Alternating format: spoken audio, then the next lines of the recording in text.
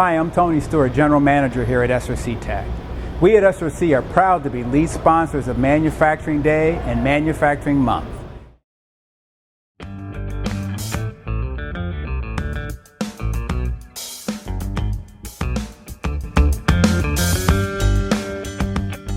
I'm Dave Freund, and I'm here with Shelby Davis. So Shelby, tell us about yourself. Where do you work? What do you do?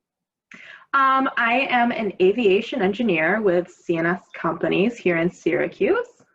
Wow, aviation engineer. So now that's, I don't think if I look up on some college registrar or some college listing, they're going to tell me that there's aviation engineering. So how did you end up in aviation engineering, and what does an aviation engineer do? So it's just a fancy term for a civil engineer that works on airports. Okay. Many civil engineers work for like transportation, like the DOT, but I mostly focus on airports, like their runways, their terminals, all those fun things. Okay, great. So I do know from our previous conversation that you worked on the Syracuse airport. Yes. So tell us just a little bit about that. What was that like to be able to be part of a team that transformed a local airport? It was probably the most fun project I've ever done. It was just so quickly, like we tore off the front of the building and expanded it and rebuilt it all in 6 months, which is Wow. kind of unheard of for a terminal expansion Sure. project. Was there who was putting pressure on you to make sure it got done in a short period of time? Definitely the state. Okay. They had deadlines. Okay. And so tell us a little bit. So you're working on the airport. What kinds of things would you have been involved in? I do a lot of like the lighting project, like updating to LED now, because a lot of the airports are trying to go to that technology. Sure. Your runway, very important. You don't want cracks when you're going down the runway. Right. And all the kind of pavement that you use on the runway, you kind of don't think about until Sure. you need it done. Exactly. That's great. And you mentioned when we did our pre-call that you spend a lot of time like writing procedures and documents. So what kind of a skill set do you think a person needs to be able to do something like that?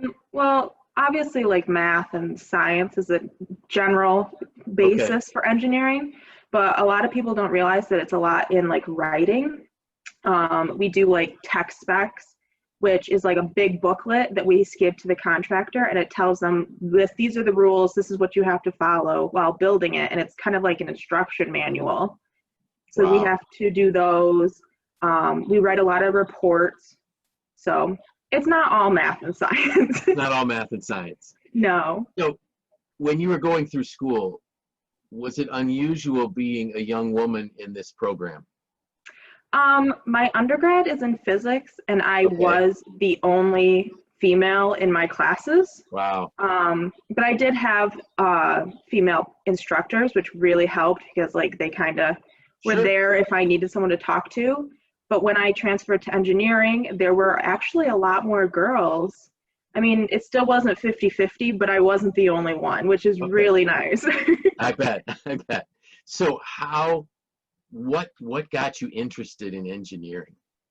I always wanted to work for NASCAR and become one of their safety engineers. Yes. Okay.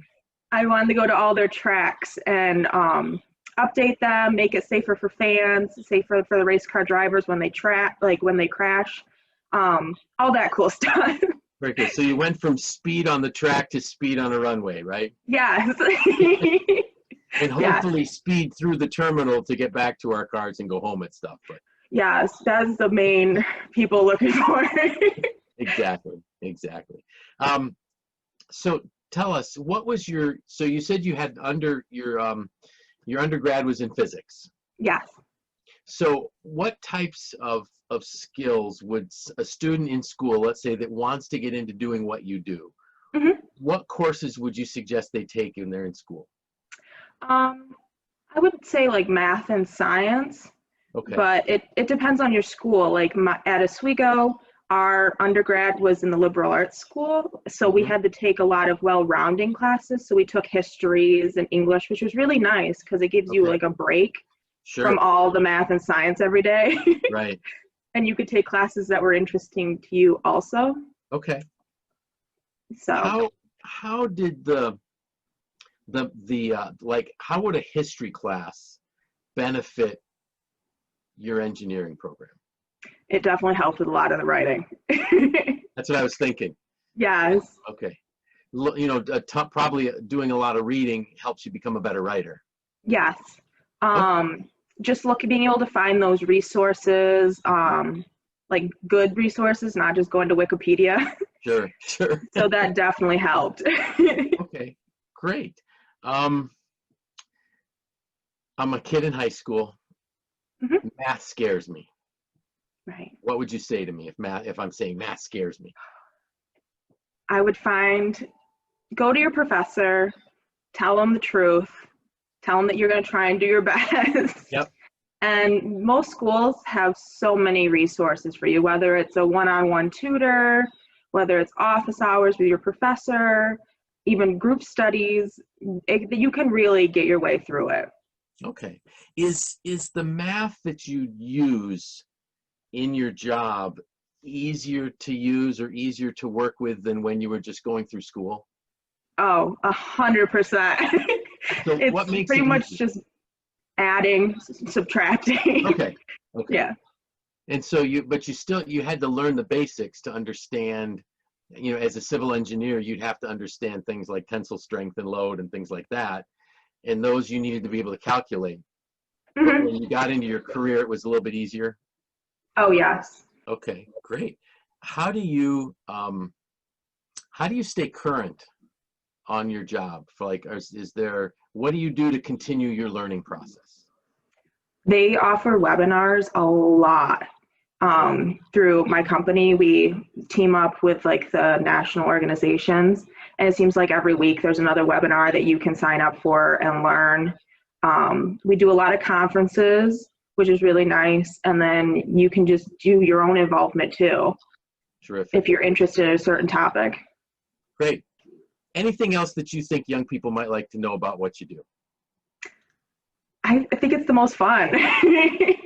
And I didn't know that this job existed until by accident. One day I was just like, who builds the airports? Like, who does the maintenance on it? And that's how I found this job.